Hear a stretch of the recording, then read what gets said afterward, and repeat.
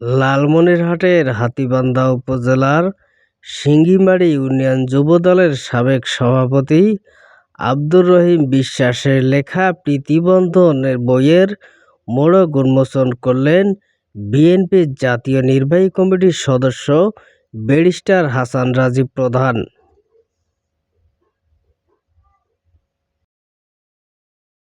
এ সময় ব্যারিস্টার হাসান রাজীব প্রধান বলেন,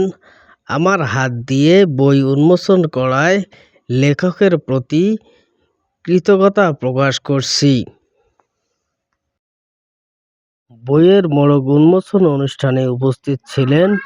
হাতীবান্ধা উপজেলা বিএনপির সদস্য সচিব আফজাল হোসেন মিয়া, উপজেলা বিএনপির সিনিয়র যুগ্ম আহ্বায়ক রফিকুল ইসলাম, উপজেলা যুব দলের আহ্বায়ক আনোয়ার হোসেন, সদস্য সচিব রেজাউল করিম মির্জা,